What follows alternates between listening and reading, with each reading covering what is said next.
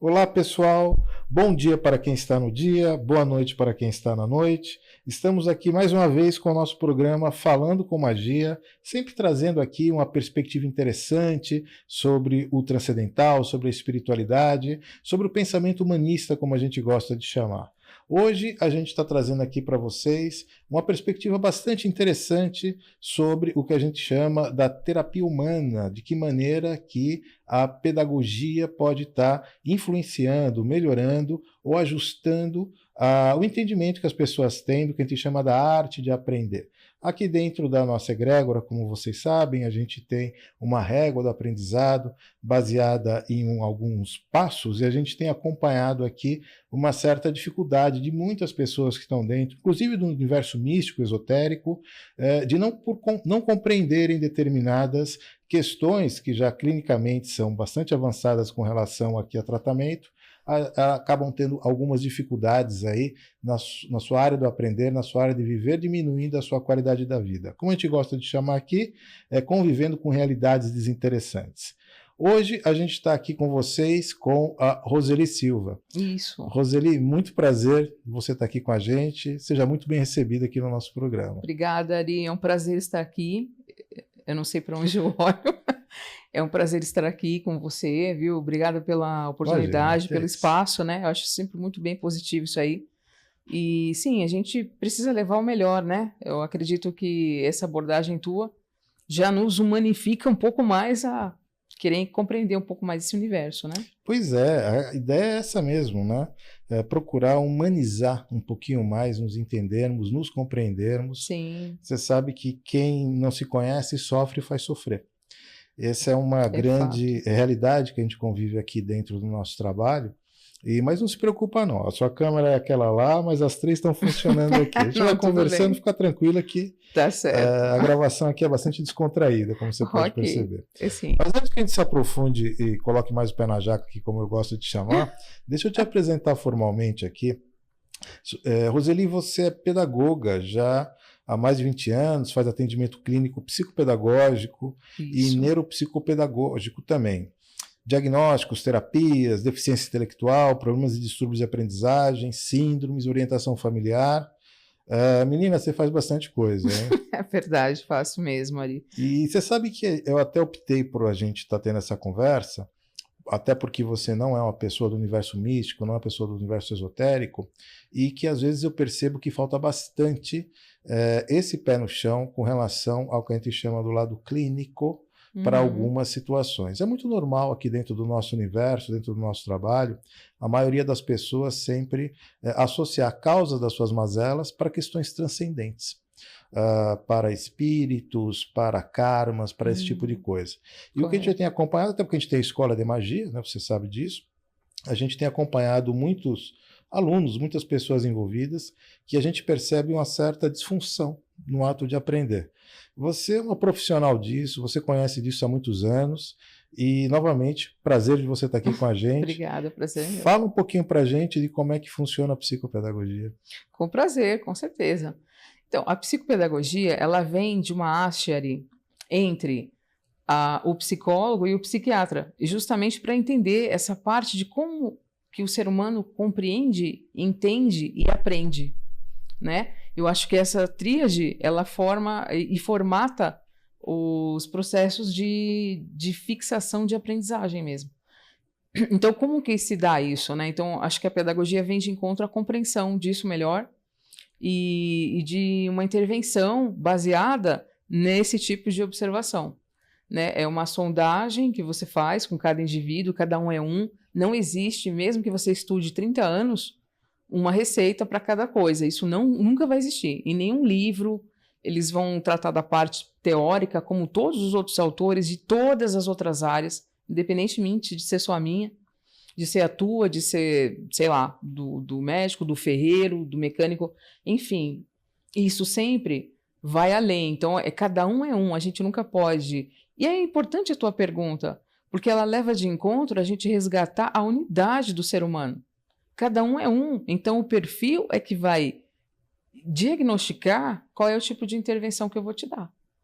É interessante você colocar isso dessa maneira, porque além de ser um princípio nosso aqui, essa questão do humanismo, do como a gente chama, a gente tem acompanhado aqui muitos casos, e muitos alunos, inclusive, que têm um mergulho muito grande no que é transcendente, né? E acaba tendo alguma dificuldade no que a gente chama de curva de aprendizado. Curiosamente, não é por conta de, a gente vinha comentando isso, não é por conta de um certo déficit de atenção, que ainda que a gente perceba que isso está generalizado, principalmente no jovem hoje em dia, Sim. é impressionante a quantidade de pessoas que têm o que se convencionou chamar de déficit de atenção. Seguramente você deve ter um nome clínico um pouquinho melhor para isso que eu te falei. Mas dentro do nosso universo, a gente vem vendo uma coisa diferente, um comportamento nuclear, a temática da magia, a temática do transcendente, isso chama muito a atenção das pessoas e faz com que elas se esqueçam que, eventualmente, boa parte do que ela está procurando dentro do transcendente é clinicamente já bastante tratável, bastante resolvido, e a gente vem vendo muitos progressos nesse sentido.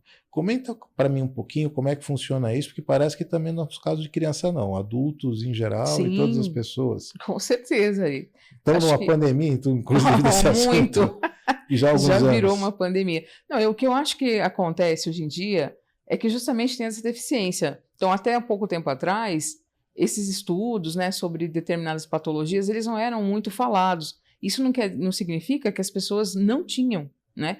Simplesmente elas foram compreender e colocar isso numa expressão um pouco mais em pauta de uns anos para cá, realmente. Porque até então, não. E uma coisa que você falou aí em relação ao déficit de atenção, né?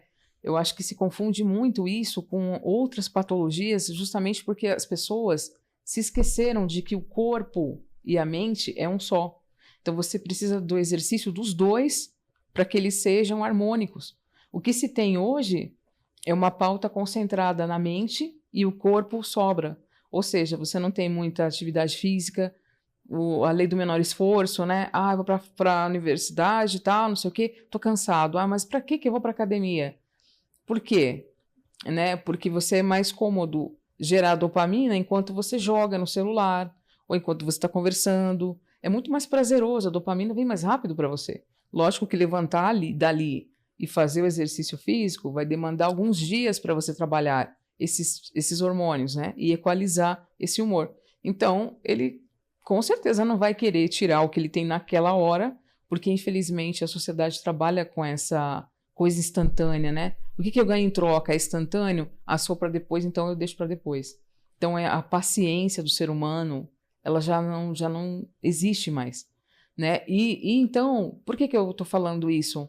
Porque tem muita gente que acha que a criança ela é hiperativa e tem déficit de atenção porque ela não para, ela não se foca, mas será que essa criança, que vai ser um futuro adulto, a gente depois não pode esquecer disso, né, nas pautas da gente aqui, tenho certeza que você vai me lembrar. Eu vou te lembrar. Com certeza. Então, e o que a gente tem hoje é que a maioria mora em apartamentos, né? Não ficam em casa. Ou quando ficam em home office, é o dia inteiro na pegada do trabalho. Então, o que acontece com essas pessoas, né? As crianças, no caso? Elas sobram. Não tem tempo, não tem babá, não tem tempo para descer para o play, não tem uma babá para ser aquela pessoa companheira, e mesmo que tenha, ela não vai fazer a vez dos pais. Os pais precisam ter a vez deles para com os seus filhos, né? Não adianta a gente esperar que sempre o outro traga a solução para a gente. Não, é nosso, a gente tem que chamar para nós essa função e não delegar, né? Fazer cumprir o combinado. Mas o que a gente vê é crianças que realmente não brincam, não se mexem, na escola não fazem tantos exercícios físicos quanto deveriam, então elas ficam com a mente muito mais ativa e precisando soltar realmente uma energia. Isso não acontece. Então a mente paga o pato do corpo que não se mexe. Então a condição motora, Ari, é uma condição muito importante, fundamental para o ser humano. Tanto é que quando a pessoa realmente tem o déficit de atenção comprovado, a gente não pode comprovar simplesmente porque acha que tem ou não, isso tem uma demanda aí. Tem testes para isso? Sim, tem. A gente tem as anamneses, né? Tem tem que vasculhar muito para a gente ter certezas, né? Desse tipo de coisa, principalmente. Mas quando a gente tem essa certeza e a criança tem, por exemplo, um aumento no consumo de açúcar, isso tem que parar, porque isso também acontece de apenas reforçar mais ainda esse tipo de comportamento, né? A glicose, ela não ajuda nesse sentido, e também colocar elas para praticar algum esporte, né? Que não seja só uma vez na semana, tem que ser pelo menos 3.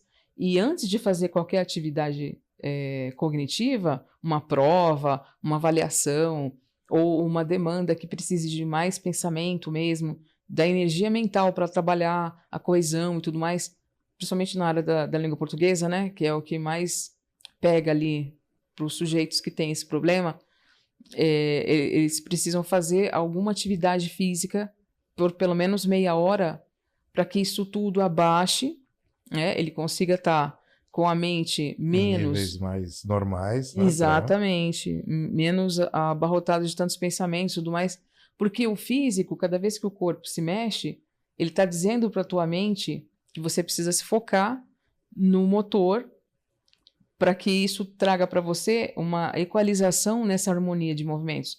Então, o próprio cérebro, ele se foca mais nos movimentos que você precisa ter do que necessariamente nos pensamentos que você está tendo enquanto você está se exercitando.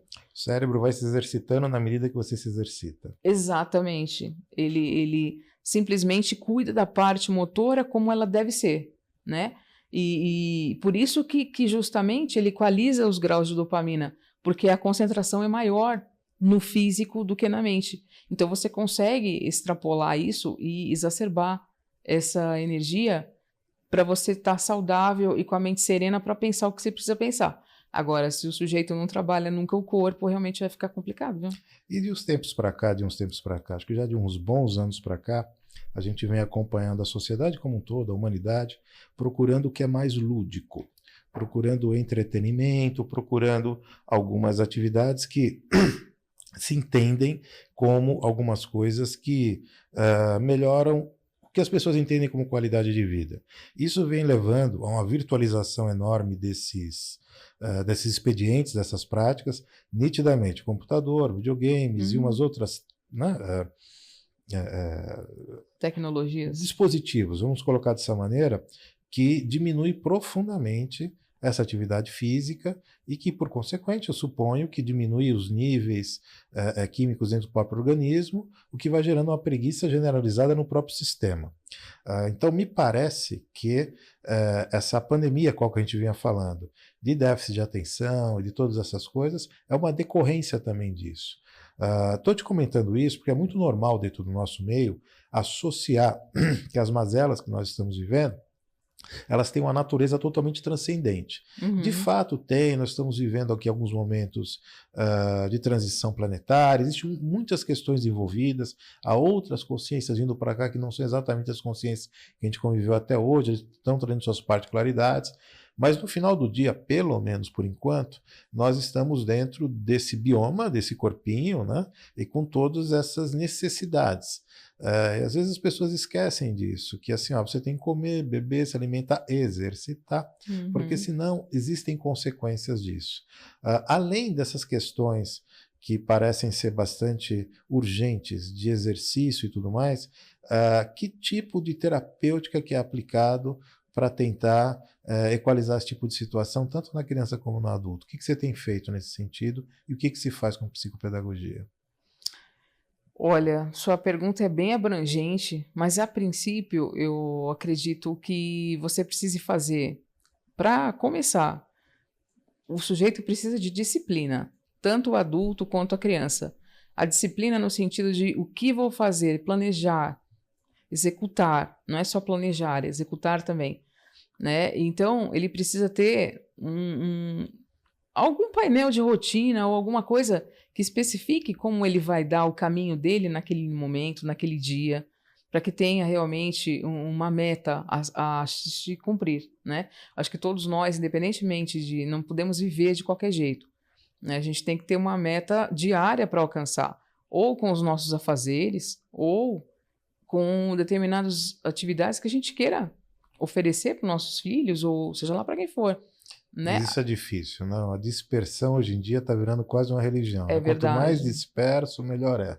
E a tendência é ficar cada vez mais disperso, porque o grau de tecnologia hoje está avançando demais, muito mais anos-luz à frente do que o desenvolvimento humano, né? O desenvolvimento humano ficou lá atrás, mas o tecnológico está anos-luz lá na frente. Então, as coisas não conversam entre si, elas não batem essas duas fontes, né? Essas duas frentes, elas realmente não estão conversando.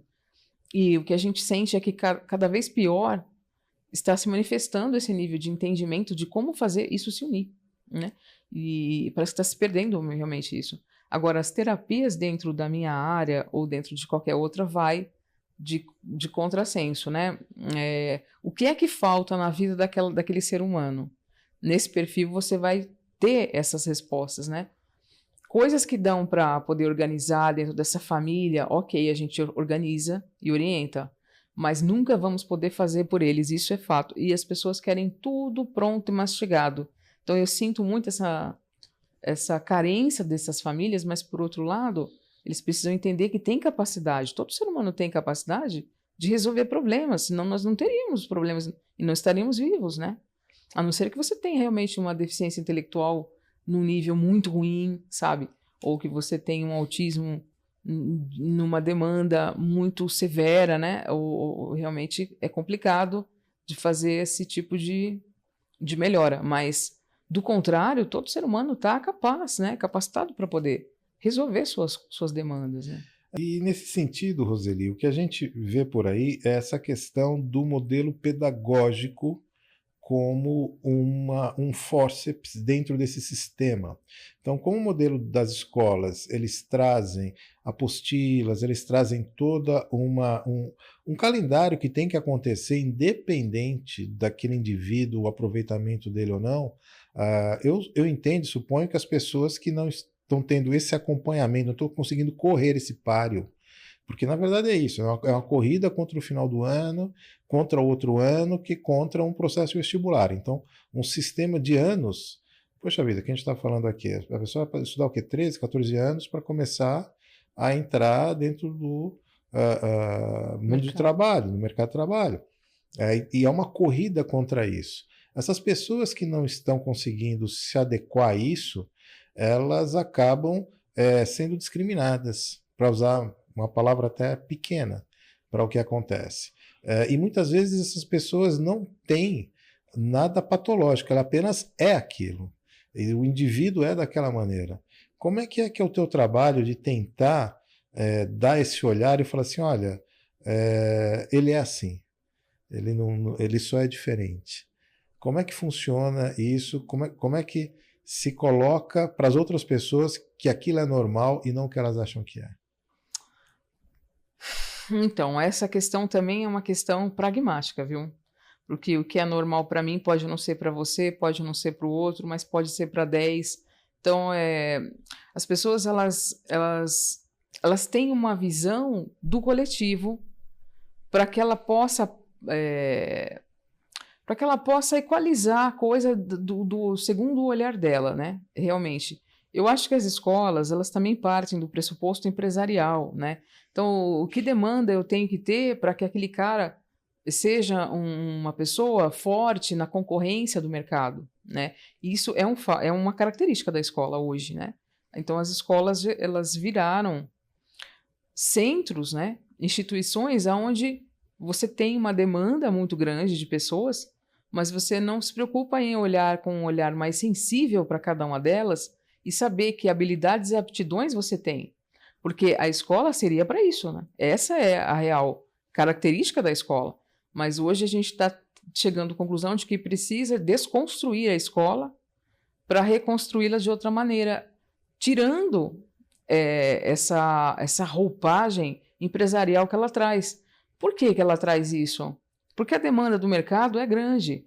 As famílias, quando vão procurar uma escola, elas não vão procurar uma escola que desencadeia no ser humano exatamente esses aspectos que a gente está falando, que são de desenvolver as habilidades, as aptidões, que na verdade isso é tudo para o ser humano, e ele esqueceu que ele tem que desenvolver isso, ou simplesmente ele passa por cima.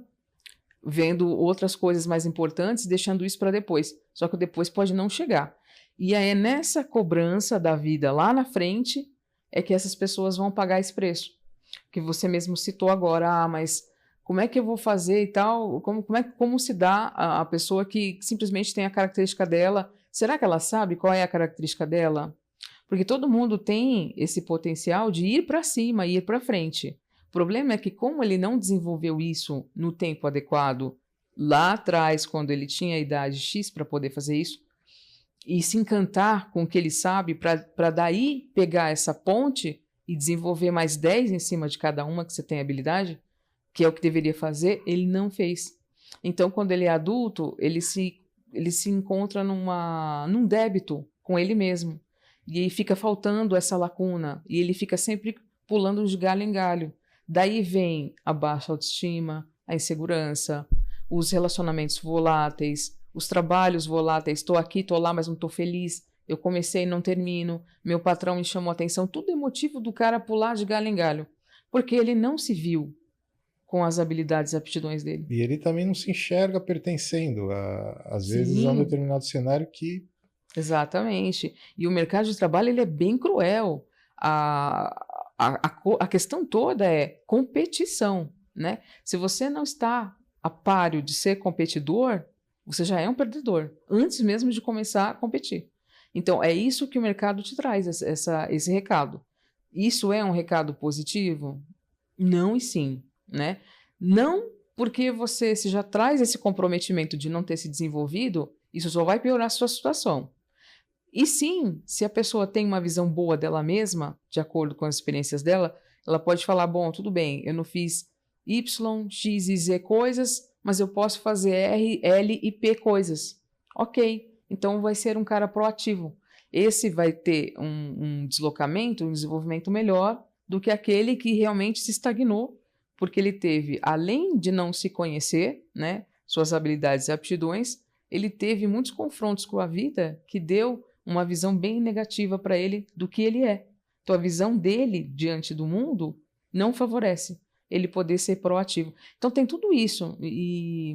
Então, um problema mal resolvido lá atrás gera uma série de consequências que ele vai trazer com peso 2. Não é porque ele nasceu... eu nasci depressivo, mesmo porque ninguém nasce, a não ser que esteja engajado com alguma patologia. Senão, você desperta, vamos, entre aspas, né, essa depressão, porque o meio fabrica gatilhos, né, que o meio isso, fornece. exatamente. Então, mas que gatilhos uma pessoa dessa pode estar disparando? Vários, e nem sempre são bons para ele, né? Ele se torna um cara estagnado e não proativo, justamente porque ele não se conhece, não se percebe e não tem incentivo para continuar essa procura dele. Isso que eu acho mais grave.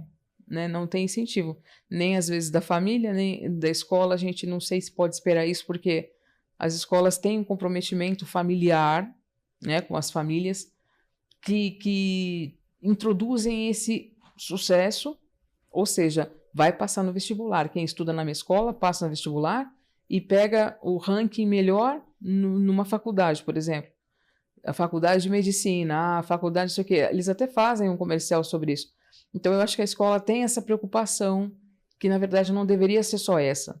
Isso deveria ser posterior às idades iniciais numa escola, para que as crianças pudessem ter a oportunidade de sensibilizar essa área do que eu consigo fazer, sabe? Que habilidade eu tenho de verdade? Será que eu consigo ser um cara que desenvolve tal projeto, aquele lá, por menor que seja, independentemente da idade, né? Aqui dentro da nossa escola, você sabe que a gente defende uma determinada métrica de que as pessoas trazem virtudes.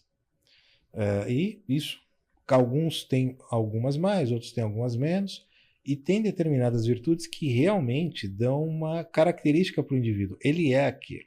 Ele não consegue deixar de ser aquilo. Ele pode falsear, ele pode tentar alguma coisa, e o que é curioso é que as outras ele também não consegue desenvolver. O que a gente vem percebendo dentro do mercado de trabalho, no geral, é que, por alguns motivos, o modelo da sociedade ele separou isso é importante, isso e isso. todo esse outro, ele não é interessante para uma questão industrial, uma questão de produtividade, por aí vai. Só que quando você faz isso, como é que fica todos esses que são isso? Essa é a grande questão. Então, esse deslocamento, essa falta de pertencimento que a gente vem vendo de muitos, não só crianças, não, a gente já vê os adultos, a gente vai falar um pouquinho disso daí, com um desapontamento existencial, né? E, inclusive, em muitos casos, já entregando meios pontos. Não tem mesmo, não tem como e tudo mais. Então, eu acho que a grande questão é conseguir trazer essas pessoas para um contexto social de produtividade. A escola tem feito isso muito mal, isso é um fato. Talvez por conta até do utilitarismo que as famílias têm tido no seu dia a dia. As escolas viraram depósito dos filhos, porque esses pais também têm que trabalhar, e eles entram nessa corrida, nessa competição. O que eu acho muito interessante observar é que a maioria das pessoas já está percebendo que isso não está dando certo. Isso não está dando certo para a criança, isso não está dando certo para o adulto, isso não deu para mim, não deu para o meu pai, não deu para o meu avô. Porque a gente já vem nesse processo aqui já há muitos anos. Então, aparentemente, a gente já começa a ver pessoas já tentando enxergar essa lógica de uma outra maneira. De como é que eu me adequo a isso, como é que eu trabalho com isso.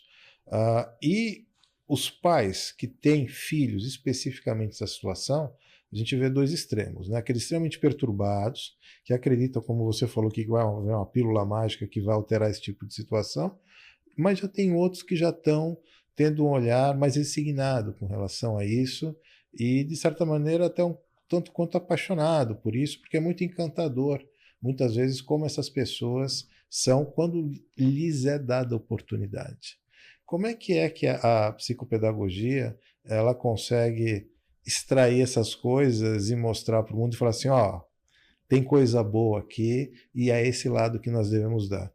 Como é que você faz isso? Olha, nós fazemos isso por várias vias, mas acho que a principal são as artes mesmo, né?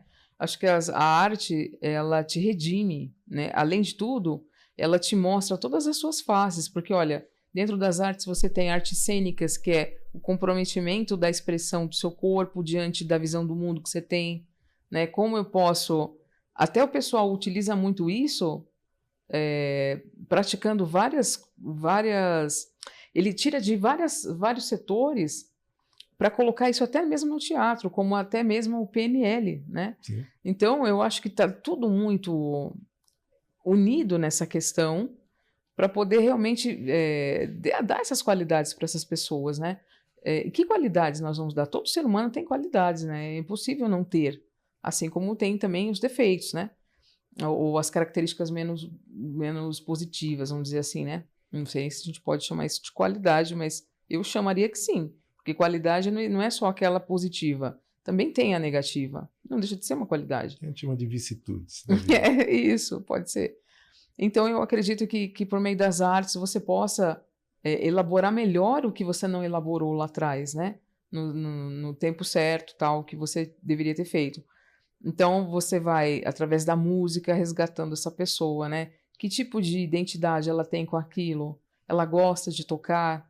Já é comprovado por testes de imagem que o cérebro, quando ele está executando uma música, ele é muito harmônico no seu funcionamento, diferentemente da pessoa que só escuta uma música. Então, ele te desenvolve e te transcende realmente, isso não tem a menor dúvida, né?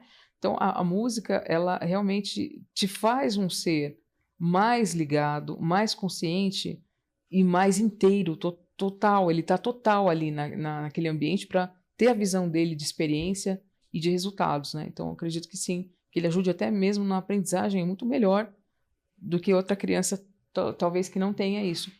Agora, falando das artes em si, né? A dança é uma expressão. Então, você fala, nossa, mas esse cara, ele gosta da arte como dança ou ele gosta da arte como música ou como visual? Então, aí você já vê se o cara é sinestésico, se ele é auditivo. Também você vê isso é importante a gente saber, né? Então, o que ele é ligado mais? Ele é ligado na expressão corporal. Puxa, então ele se designa de um jeito. Ah, não, esse cara, lógico que nós temos todas essas habilidades juntas. Então, eu não só sou visual, mas eu também sou auditiva. Mas eu tenho uma que eu vou realmente me jogar mais para ela. Então, é esse cuidado que a gente pode ter para olhar para esse sujeito. Então, olha, ele se desenvolve melhor. Então, que áreas favorecem essa pessoa, né? Áreas X, Y, Z. Então, vamos nessa aqui que eu acho que dá certo. Mas, sobretudo, é ele fazer a terapia com ele mesmo, de se ouvir, de entrar de mergulho para si próprio, né?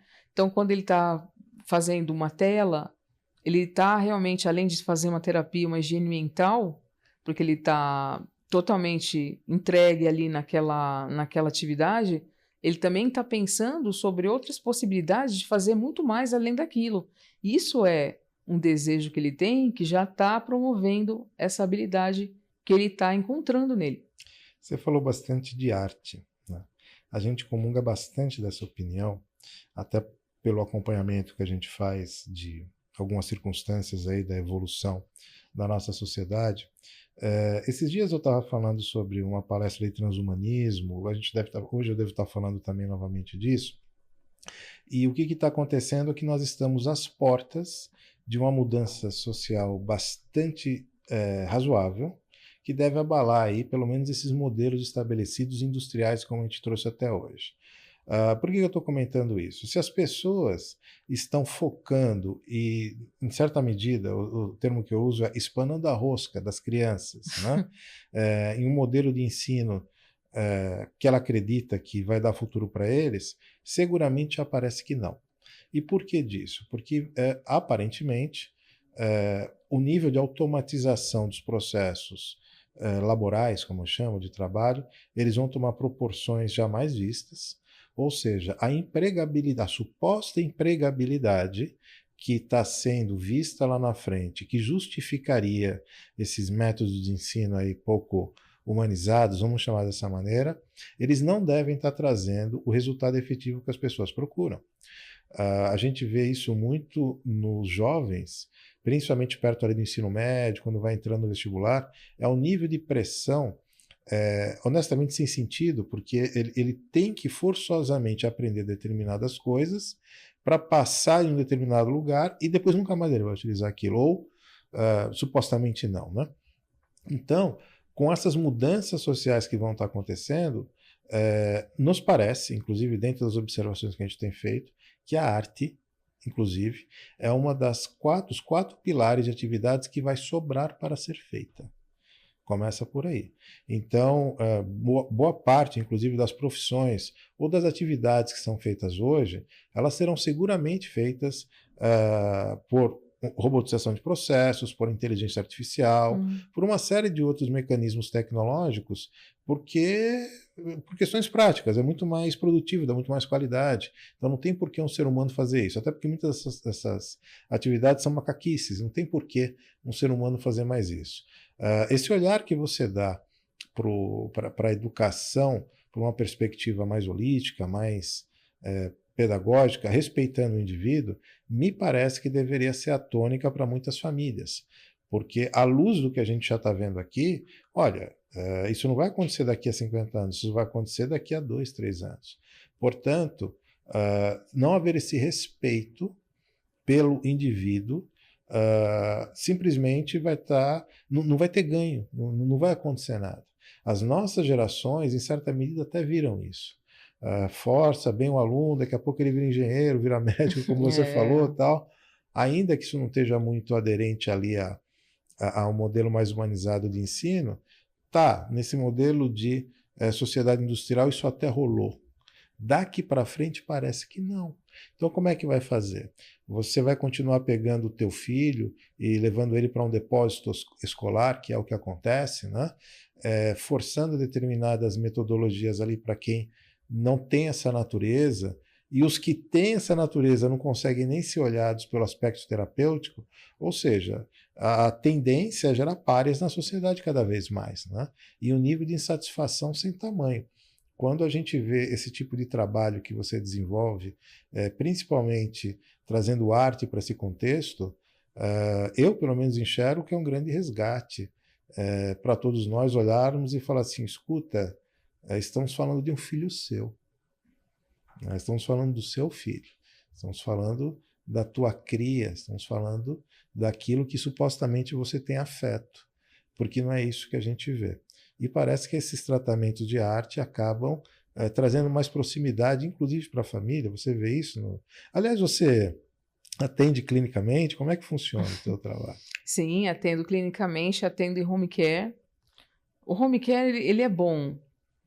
Eu digo até que ele é excelente para algumas coisas. Então, por exemplo, você atende a criança, mas você diagnostica também aquela família pelo perfil dela, né?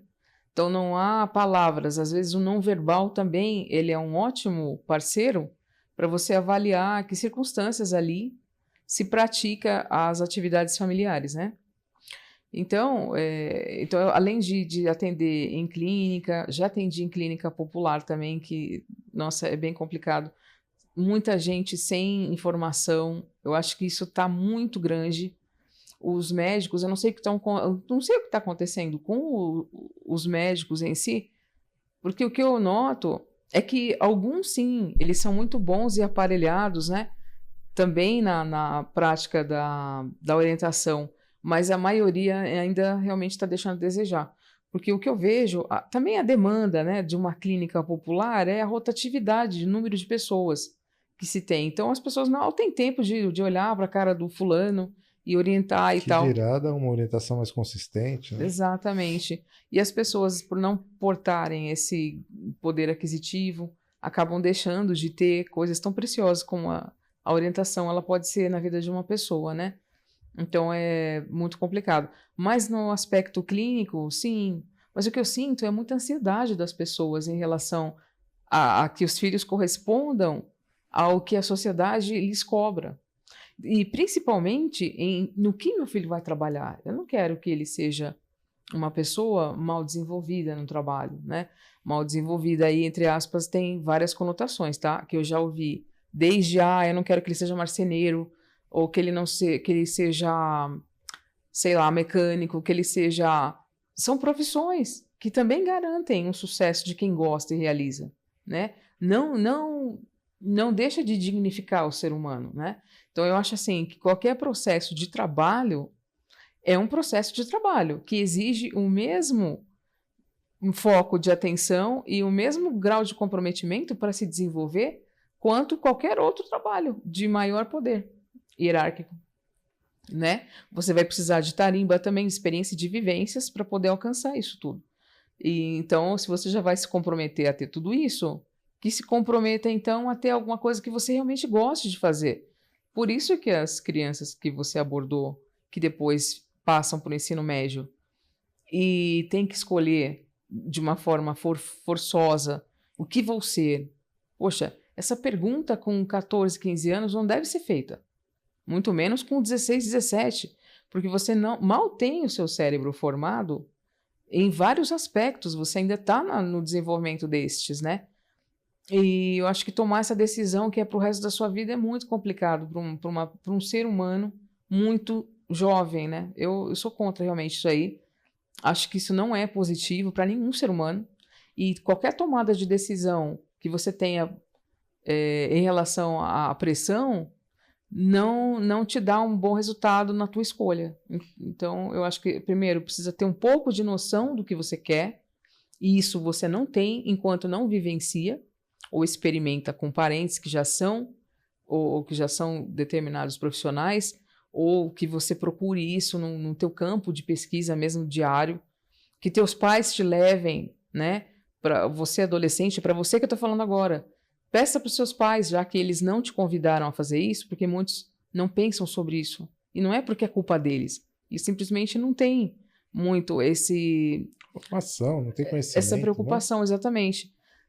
Então, peça para que eles te levem em determinadas profissões que você possa demandar ali esse vasculhar para saber o que é que tem ali naquela profissão que eu ainda não sei. De repente pode fazer diferença para a minha escolha. Né? Será que um corredor de Fórmula 1 é só alegrias que ele vai ter? Não, ele também vai correr riscos, ele corre riscos de morte, ele corre uma série de riscos de perder principalmente o que ocasiona, que é um esporte de alto nível, então ele demanda de muita questão financeira. Então, que patrocínios ele tem? Quando isso começa a deixar de fazer sentido na vida dele, como ele vai se virar? Então, assim, tem toda uma questão atrás de cada profissão, né? Tem sua forma de atuar, tem o seu desenvolvimento e tem o seu comprometimento quando ela não te gera o lucro que você espera. Mas eu acho que, no geral, a gente está vendo a sociedade como um todo pagando o preço dessa decepção generalizada que eu vejo com relação aos investimentos que foram feitos, ao tempo, à energia que se gasta com isso. A gente fala de anos e anos e anos de uma formação de uma pessoa e não tem trazido, por muitas óticas, qualquer retorno, seja no campo financeiro, porque não há empregabilidade, ou se fez uma aposta que isso acaba não tendo o que acontecendo, seja no campo da própria satisfação no existir. Aqui dentro da Escola de Magia, a gente defende muito a perspectiva de que nós não vivemos, nós experienciamos. Então, isso aqui é uma grande experiência, que pode ser positiva, negativa, na maior parte das vezes é muito mais negativa do que positiva, e boa parte dessa experiência do viver, pelo próprio modelo escravocrata, que eu ainda entendo essa sociedade, ele está as pessoas mergulhadas no seu trabalho. Não precisa ir longe, basta ver a quantidade de tempo do dia que está alocada para o trabalho, já vai validar essa tese. Então, o que vai acontecer daqui para frente? Nós vamos continuar investindo e colocando energia no modelo que já se sabe que não vai dar certo, ou vamos procurar dar esse olhar para que pelo menos a experiência do indivíduo enquanto vida, seja um pouco mais prazerosa e diminua muito a frustração do viver. Já que não vai haver essa empregabilidade, ou pelo menos que esses esforços, esses investimentos não vão trazer algum sentido, que tal dar um olhar mais para o indivíduo, das virtudes, como eu estava falando, das qualidades, como você disse, e tentar encontrar alguma coisa, um meio termo, para que essa experiência de vida seja boa. Olhando por essa perspectiva, os pais, pelo menos, eles poderiam se enxergar, porque ele já se vê, já no final de uma vida, ou na minha vida, alguma coisa assim, tendo uma experiência frustrante de viver. E boa parte dessa frustração é justamente pelo mercado de trabalho que ele teve, desdobrado de um modelo de ensino que não estava à altura para ele. Não vou nem entrar no modelo patológico, ele tem uma patologia ou não. Entrando aqui na questão de que ele foi conduzido para uma experiência de trabalho dissociada do que ele é. Vamos colocar dessa maneira. Então, essa dissociação está gerando aqui uma realidade distópica, onde cada vez mais as pessoas estão numa corrida de ratos. Algumas pessoas já estão percebendo isso, falam assim, olha, peraí, deixa eu tentar tirar o freio, tirar o pé do acelerador, colocar um pouquinho mais o pé no freio e tentar dar esse olhar para a gente mesmo e de que maneira que eu posso ter uma forma de aprendizado mais interessante. Eu acho que o que a psicopedagogia ela traz bastante é isso, uma régua de como aprender dentro do que você é. Esse é talvez utopicamente o objetivo que se procure, mas tudo que a gente tem hoje de realizado nessa nossa existência um dia foi utópico, né? Então é importante sempre a gente ter essa perspectiva. Roseli, você trouxe vários livros aqui, a gente vai mostrar um pouquinho disso para você apresentar. Sim, com certeza. Esse daqui, Autismo, Integração e Diversidade. É da Literatura Books. Vai contando um pouquinho aqui do que é isso e por que você trouxe essas coisas para a gente ver, como é que você enxerga isso? Com certeza, com o maior prazer. Olha, esse livro aqui, eu fiz parte, escrevendo um dos capítulos. É um livro que me trouxe bastante prazer de escrever, porque a gente conta aqui com uma demanda de vários profissionais sobre um mesmo olhar, que é o do autismo. Então, esse livro é um livro muito, muito rico, realmente, né? E não é porque eu faço parte dele, é porque a proposta dele é muito bacana. Né? Você tem aqui pessoas do direito, da área do direito, falando sobre as leis para esse tipo de problema. Né? Você tem aqui pessoas, psicólogos, você tem neurologistas, psiquiatras, você tem psicopedagogos, né? Então, todos eles, professores, que eles estão dando um olhar, falando das consequências de não tratar, né? Do perfil do autismo em vários setores, justamente com esses profissionais que eu acabei de citar, Então, todos eles trazem um enfoque dentro do autismo, só que de um olhar de cada área específica, né? E eu acho que isso complementa cada área, né? Então, é diferente de você escrever um livro somente por um autor, né? Ou por um grupo menor de autores, que ele vai ter realmente muita base, mas não vai ter as propriedades profissionais como esses caras aqui dentro têm. Então, assim, cada capítulo traz um enfoque. Então, só para vocês terem uma noção, aqui, por exemplo, olha, terapia nutricional em pacientes com transtorno do espectro autista. Olha, esse capítulo é de uma nutricionista falando sobre essas questões, né, alimentares, o que falta. Geralmente eles são seletivos. Então, as vitaminas que faltam, onde você pode encontrar isso, quais outros alimentos, orientações também a gente passa para as famílias, né, e para quem se interessar. Sobre como você pode intervir de melhor maneira, né? Então, aqui, por exemplo, é um psiquiatra, olha, o autismo entre a psicanálise e a epigenética. Então, são termos... Temas bem interessantes. São, sim. Então, o meu capítulo em questão aqui, ele trata da musicalização, tá bom? Então, eu coloquei a música. Por que eu escrevi sobre a música, Ari?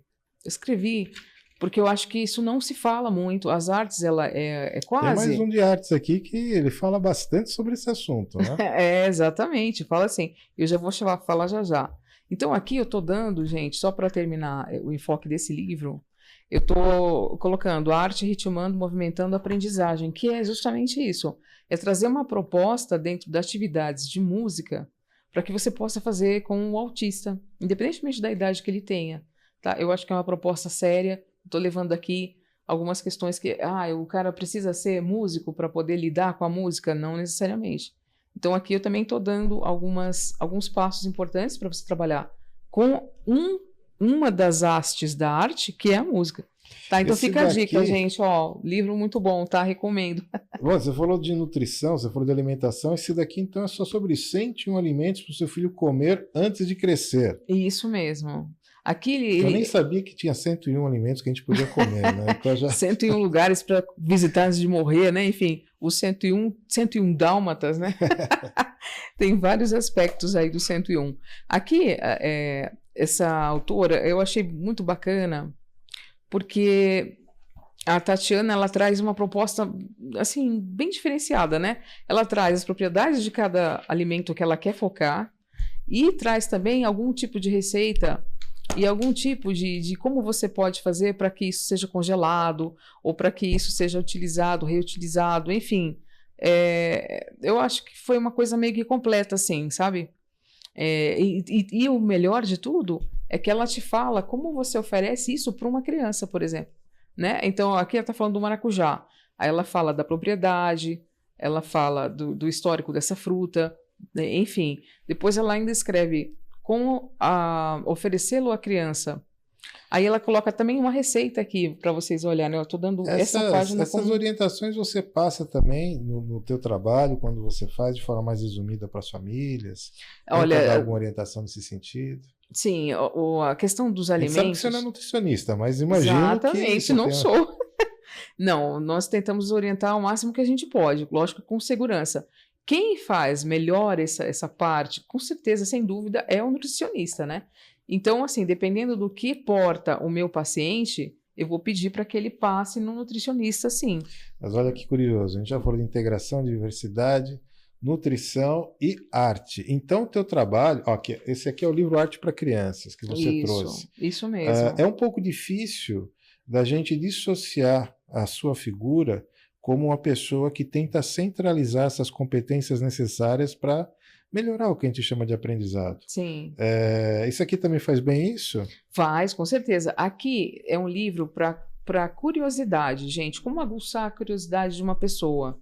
É você trazer mais elementos exóticos, diferentes, né? Elementos que você possa utilizar como haste para que essa pessoa desenvolva a filosofia do pensamento e fala, nossa, eu acho que puxa vida, ela falou sobre o artista X, mas agora eu quero entender um pouco como era o universo do artista Y, por exemplo, e fazer alguma arte aí eu vou tentar seguir esse caminho do cubismo, ou da arte abstrata, ou de seja lá do que for. Então, a gente, infelizmente, Ari, eu acho que infelizmente e felizmente, infelizmente, quando a gente não para ser consciente disso. Então, a gente, os seres humanos são seres imitáveis, né? Então, a gente aprende por imitação. Só que eu acho que a demanda da imitação está muito grande e perdeu o controle, né? Então, assim, o que temos aqui são teorias, mas também são curiosidades sobre certos autores que já pintaram muitas obras famosas.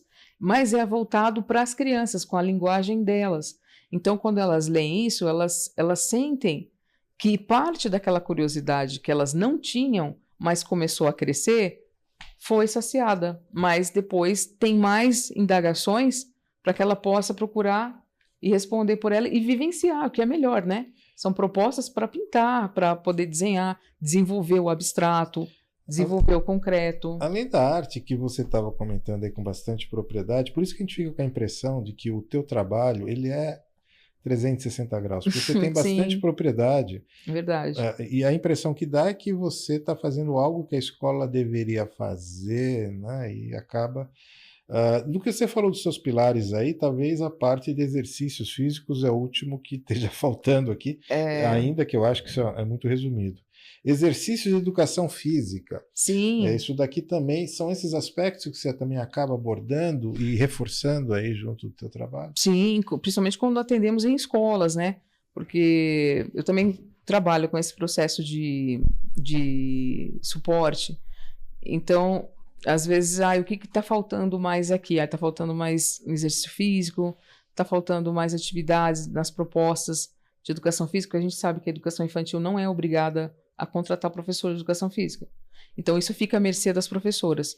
O que eu falo para elas é... é verdade, eu não sabia disso não. Né? É verdade. Na parte de educação infantil, né? Isso. Isso começa depois do ensino fundamental? Exatamente.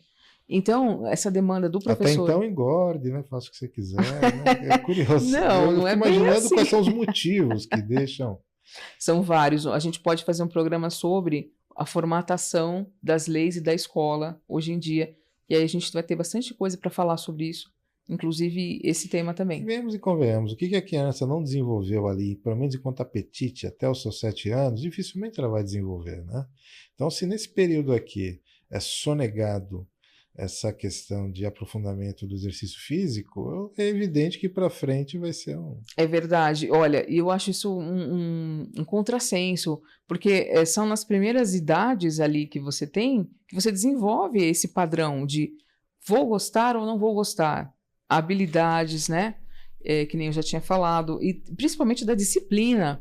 Então, aqui, esse livro traz várias propostas de educação física também para as escolas, porque ele trata bastante do coletivo, né? Então, ele também é dividido por... Dá a impressão que eu estou fazendo o merchan desses caras, mas não estou, tá? São livros que eu gosto de ler e que eu oriento os pais a lerem também e as escolas a terem, né? Então, ele é desenvolvido por idades que vem aqui, escrita qual é a idade e que atividades você pode desenvolver para aquelas idades que estão descritas aqui, tá? Então, é um livro bem completo, você pode... trazer também para o universo unitário, tá?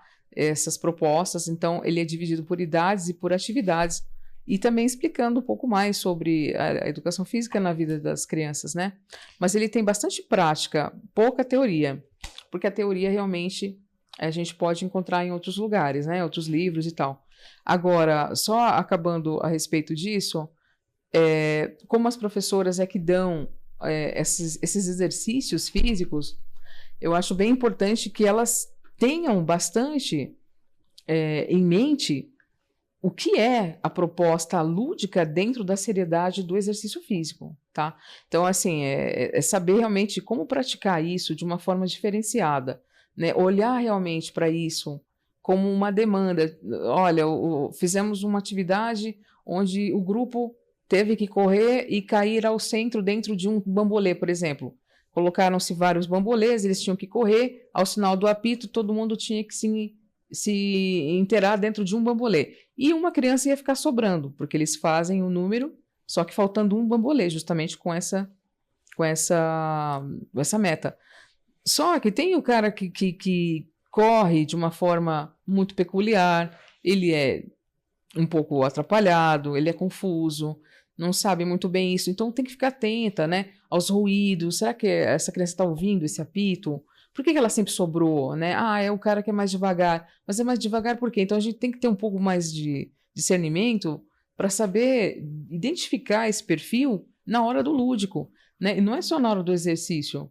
Ele pode estar trazendo uma questão de deficiência de algum aspecto, né? Então o professor ele precisa estar ligado nisso aí o tempo todo. Não é só ter a hora lúdica e vamos deixar brincar e eu estou conversando no celular, eu estou na mensagem do WhatsApp, ou eu estou falando com a minha colega, eu estou tomando um café. Gente, isso é zero, tá?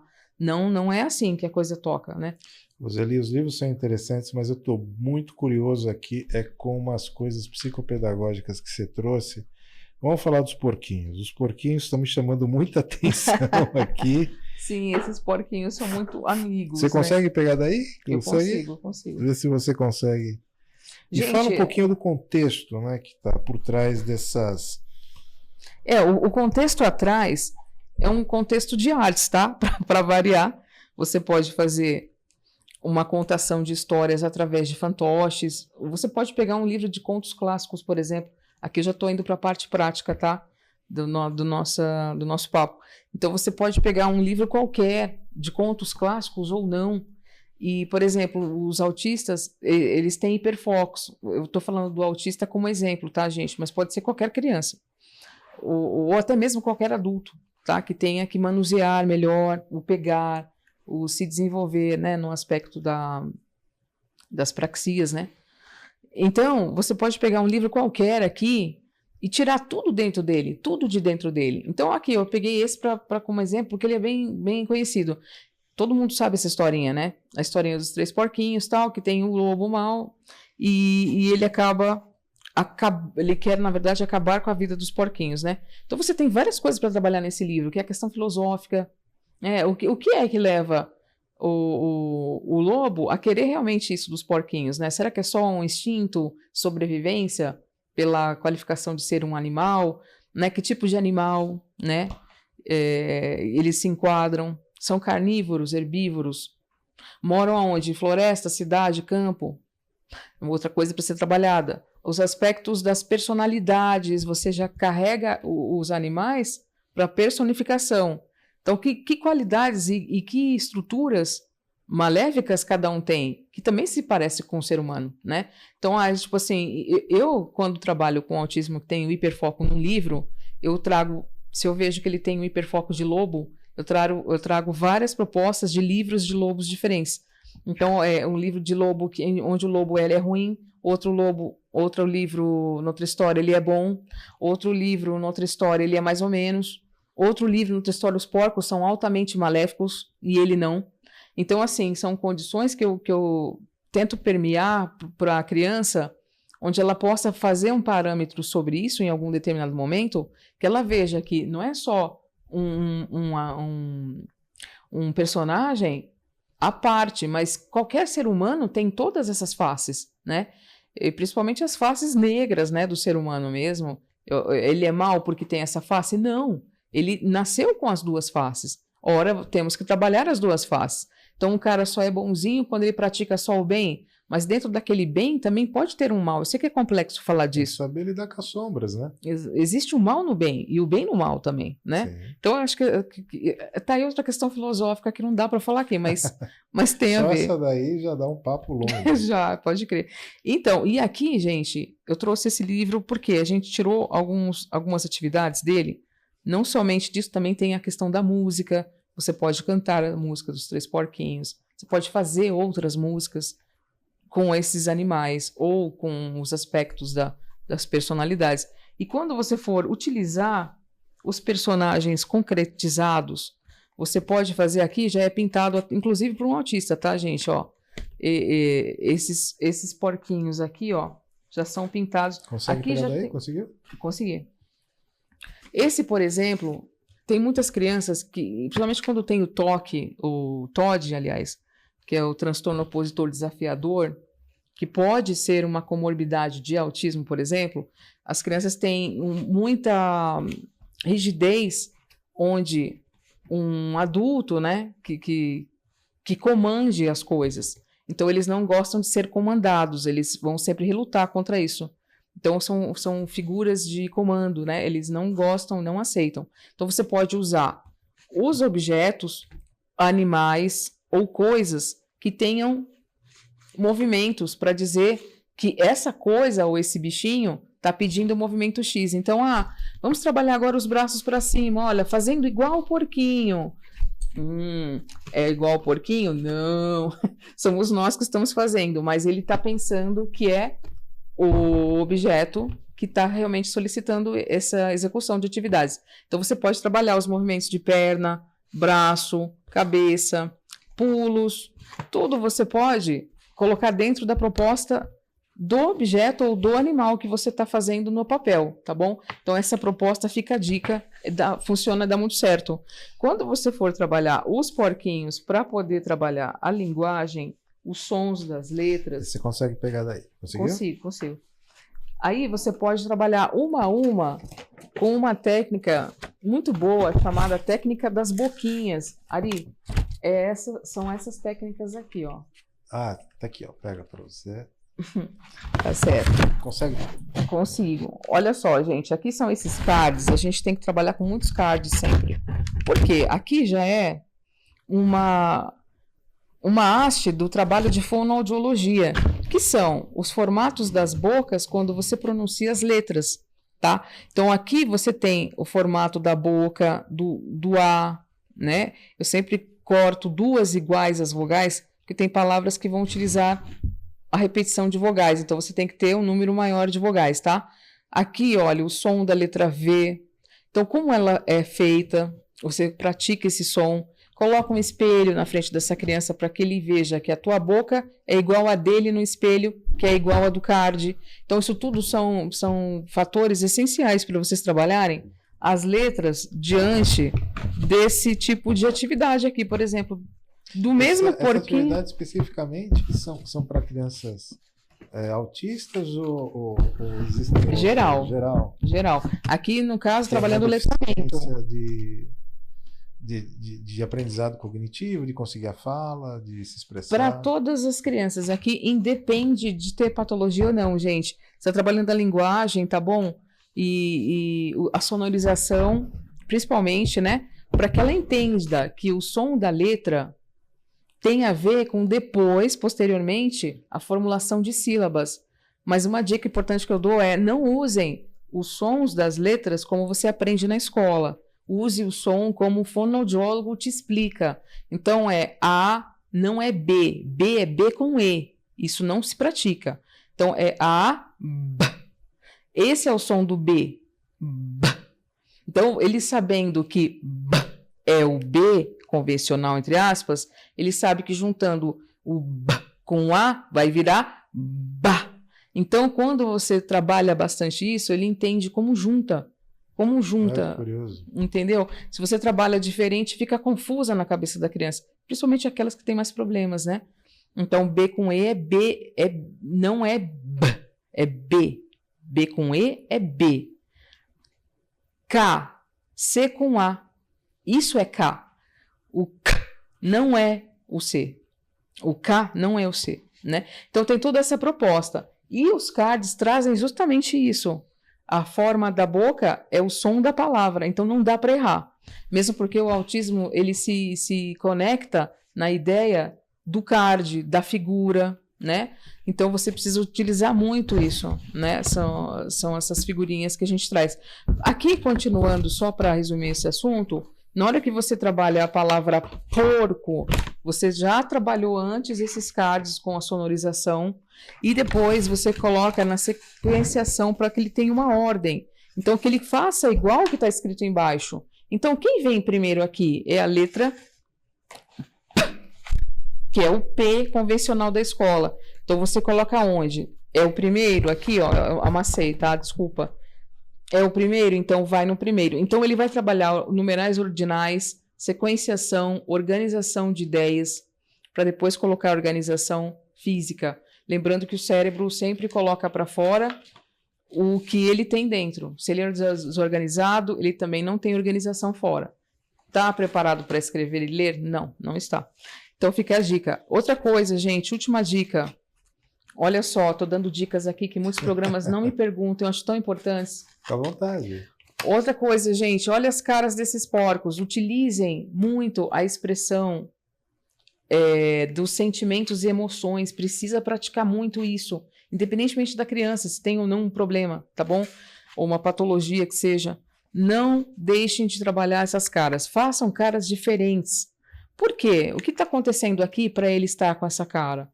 Ele vai desenvolver uma série de pensamentos e vai falar para você. Geralmente eles falam o que eles sentem, não é o que o porquinho está bravo. O porquinho está bravo? Não. Eu fiz o porco estar bravo, mas quando você pergunta isso para a criança, o que aconteceu para ele estar com essa cara? Ah, a mãe dele brigou com ele. É a mãe do porco? Não, é a mãe da criança. Então você retira dele o que está gerando conflito. Então é uma forma de trabalhar o emocional também, tá bom? Fica a dica então. Não façam caras sempre bonitinhas, porque nem tudo é só flores, sorrisos. A gente vai tendo essa epidemia também, né? Que é tentar repassar para a criança apenas aspectos entendidos como positivos, né? Como se ela fosse de açúcar e não pudesse ter algum contato com alguma uma coisa frustração, mais. Exatamente. Aí cresce, não sabe administrar a frustração, ninguém sabe por quê, né? Exatamente. E outra questão também, gente, vocês que são professoras de educação infantil, por favor, falem isso nas reuniões, isso é muito importante. Não fiquem fabricando coisas bonitas que as crianças fizeram. As crianças fizeram coisas que elas têm desenvolvidas naquele momento. Não serão bonitas como a gente gostaria que fosse, mas são o que elas conseguiram fazer. Vejam a beleza onde tem que ter.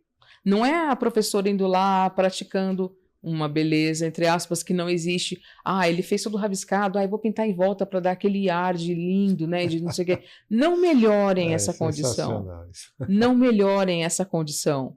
Eles não precisam dessa melhora, eles precisam que vocês valorizem o que foi feito ali. Pode não ser lindo, não é um Picasso, mas e daí? Ninguém está exigindo isso com a qualidade. Então, é um excesso, Ari, sabe? De que tudo tem que ser lindo para que os pais aceitem que a escola é boa. Gente, não é isso que faz uma escola ser boa. Não é. Ouvindo você falar, a gente também reforça a ideia de que muitos pais têm profundas deficiências emocionais. Muitas. Essas deficiências emocionais que aconteceram na sua formação, enfim, que traumatizou e tudo mais, a impressão que a gente tem é que os pais não querem que jamais as crianças passem por aquilo deles. As crianças até têm algumas deficiências emocionais, mas me parece que esse perfil que a gente está conversando, eles têm deficiências cognitivas, que são diferentes, são estímulos que eles têm que ter que não necessariamente têm a ver com as nossas frustrações emocionais. E a gente fica pincelando com uma cor-de-rosa essas questões. Muito curioso isso. Mas eu acho que o pior, Ari, só, sem querer te cortar, só para a gente resumir melhor essa ideia, é que eu acho que os pais ficam sempre pegando o exemplo do filho do outro. Ah, mas olha como ele é dedicado, ele fez tão bonitinho, mas o meu não fez. Não importa se o seu não fez. O seu não fez porque ainda não chegou a hora dele fazer. Mas você também precisa estimulá-lo de acordo, né? Não é simplesmente ele olha, você não fala nada, ele te mostra o que ele fez, você não fala nada. Não, fale. Filho, olha que bacana que você fez. Mas da próxima vez, você pode melhorar um pouquinho mais na pintura aqui, assim, na pintura do rosto? Vamos pintar um pouco mais dentro do desenho? Olha a proposta. Ah, tá pedindo aqui para que você pinte o desenho. O desenho é dentro da forma dele, não que está fora, né? Então, eu acho que os pais precisam saber interpretar as atividades para saber melhor orientar essas crianças. O que eu acho é que ninguém lê, ou se lê, não presta atenção o suficiente para entender uma demanda e ajudar aquele ser humano a se desenvolver melhor. Você não precisa de uma escola, de uma professora que faz tudo lindo para que você entenda, como pai, como mãe, que aquilo deu resultado para você, porque nem tudo que está ali, nem tudo que reluz é ouro. Eu trabalhei muitos anos em escola, eu sei bem do que eu estou falando.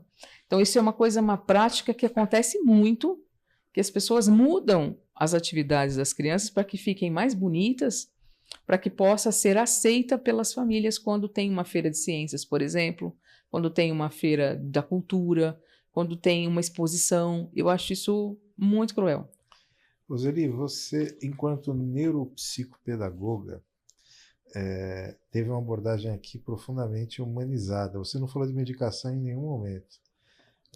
Não falou de nada disso. A gente sabe que as primeiras providências, em geral, vão para isso, né?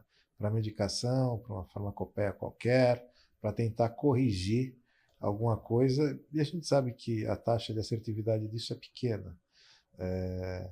Mas, de qualquer maneira, a exposição que você fez aqui para a gente foi sensacional, né? Sobre obrigada. as abordagens que a gente vê aqui com relação à deficiência intelectual, problemas de distúrbios de aprendizagem, e é esse espírito mesmo que a gente vem tentando reforçar aqui no nosso programa. Você talvez faça muito mais magia do que muito mago que eu conheço. Viu? Pode ser, viu? É verdade, porque um dos princípios que a gente tem aqui dentro é que a magia nada mais é do que a alteração da realidade com base na determinação, da intenção, do empenho, da vontade. Isso você faz com uma mestria muito grande, viu? Obrigada. Você quer deixar algumas palavras finais aqui para o pessoal? Quero, claro, sempre bom, né? Sempre bem-vindo. Não, gente, olha, o que eu deixo para, assim, finalizar mesmo tudo vejam direito essa questão de o quanto tudo que você tem ao redor te faz te ouvir, né? O quanto tudo que você tem e onde você está faz você ouvir o eco de você mesmo, né? O que te faz se ouvir? Até que ponto eu gosto de uma coisa ou não gosto? Meus limites enquanto ser humano, sabe? Tudo isso não está no terapeuta, está na gente. Então eu acho que você pensando sobre e refletindo sobre, né? Que seres humanos te melhoram e quais seres humanos te pioram? Eu acho que a gente tem muito isso. Tem que tomar muito cuidado, sabe? E outra coisa, gente, eu deixo um recado muito forte para vocês, não sigam os modelos que a gente tem para tudo. Tentem resgatar isso para vocês mesmos, desenvolverem o que vocês são, né? Muita gente que eu ouço falar, eu estou falando isso, porque o que eu mais escuto, eu quero ser igual o Felipe Neto, eu quero ser igual o fulano de tal. Nada contra ninguém, todo mundo, cada um tem o direito a ser quem é, né? Então eu não vou questionar aqui. Mas tem pessoas realmente que não trazem aquele, sabe, não agregam. Então para que eu vou imitá-los, né? Isso é um convite a eu não me ouvir, não me desenvolver, e o que é pior, a repetir um formato que já existe, que não é meu. E gerar frustração no viver, né? Exatamente. Que, no final das contas, o viver não é isso, viver não é isso. Não, seguramente não é, ainda que alguns pais imponham isso para as crianças. E quanto às prescrições, Ari, só para dizer as prescrições médicas, né? O neuropsicopedagogo, o psicopedagogo não pode prescrever, mas a gente orienta a ir nos profissionais adequados quando tem uma patologia realmente confirmada, tá? Então, por exemplo, muitos autistas precisam de medicação para regular essas manias, né? A ansiedade, enfim, várias outras questões, né? Então, eles precisam realmente estar mediando ir de encontro a isso, senão eles não conseguem levar uma vida com qualidade. Tanto eles quanto outras patologias. Então, um deficiente intelectual, por exemplo, geralmente vem acompanhado de comorbidade, que é o déficit de atenção. Então, dependendo de como é que está acentuado isso, você também precisa prescrição para que ele possa acentuar esses níveis aí, tá? Principalmente na época de escolarização. Muita gente não gosta de remédio, mas às vezes ele é preciso por um tempo, não tem jeito, gente. Né? Até a níveis de equalização de humor, você precisa de aspectos medicamentosos para poder ajudar. Sem isso não tem uma ênfase, né? Um sucesso. Seguramente. Roseli, você faz atendimento clínico? Você atende as pessoas? Atendo. Pode me procurar quem precisar. Eu vou dar aqui os meus contatos. Fica à vontade, pode passar os contatos. A gente vai deixar todos os contatos aqui embaixo, escritos também, mas fica à vontade. Eu te agradeço. Bom, gente, quem tiver dúvidas, né, eu querer simplesmente perguntar alguma coisa, eu também estou aberta a isso, não tem problema nenhum, tá bom? Posso não responder naquele momento, mas eu respondo posteriormente. Quem precisar de algo mais, você pode me contatar no 011 94706 2637. E esse também é o número de WhatsApp. No site é o www.neuropsicopedagogiaearte.com.br, tá bom? Você pode me achar por lá. Também no Instagram é @psicopedagogiaearte, tá tudo junto. E eu também trago algumas dicas lá no Instagram também, E sempre deixo alguma coisa, por exemplo, materiais, livros que eu acho interessantes, né? Recados, orientações, também faço isso. Um pouco, tá? Não faço muito porque eu acho que eu não posso direcionar isso nas redes sociais, né? Porque isso descaracteriza um trabalho. Claro, claro. Mas, à medida do possível, eu coloco lá e vocês estão livres para poder Roseli, a gente vai deixar adicionar. todas essas informações aqui embaixo, um descritivo aqui do nosso vídeo no canal. Aproveitando, você que está nos assistindo, se inscreva no nosso canal, a gente precisa bastante disso, curta aqui os nossos vídeos, acompanhe todas as atividades que a gente tem aqui dentro da Escola de Magia. Como vocês percebem, a nossa perspectiva do que é magia é uma coisa muito mais ecumênica, muito mais ampla, e a gente tem visto muitas pessoas fazendo magia além do que o convencional, além das questões herméticas, além de determinadas respostas clássicas que a gente tem com magia. Roseli, você é uma grande maga, prazer enorme estar vendo você aqui com você, e eu espero que você faça cada vez mais essa alteração na realidade, na vida dessas pessoas, e traga aí esse conforto pedagógico para a vida das crianças e dos adultos também, pelo que eu vi. Muito obrigada, Ari. Queria te Você é agradecer sensacional, demais. viu? Olha, vamos guardar aqui. Sim, vamos. Me dá aqui o canal e muito obrigado você estar aqui com a gente. Obrigada a você pela oportunidade, viu, gente? Aqui, vamos guardar. Não, já sim, com certeza. E, pessoal, comprem o livro, muito bom, tá bom? É o Literary Books. Você pode procurar o site mesmo da editora, ou me procurar nos meus canais. Vamos deixar também o contato, o link de onde encontra o livro e tudo mais. Aqui vai ficar tudo aqui no canal descritivo. A Roseli vai passar para a gente vai deixar tudo aqui. Com certeza. Eu também posso fornecer esses livros, que eu tenho uma demanda deles também. Tá bom? Que bom. Para a gente poder, através da cultura, né, da leitura, poder realmente ajudar mais gente que precisa. E é isso aí. Obrigada. Então, com isso, a gente finaliza mais esse programa de hoje, gente. Que assim seja, e assim será, e assim será, e assim vai ser. Amém.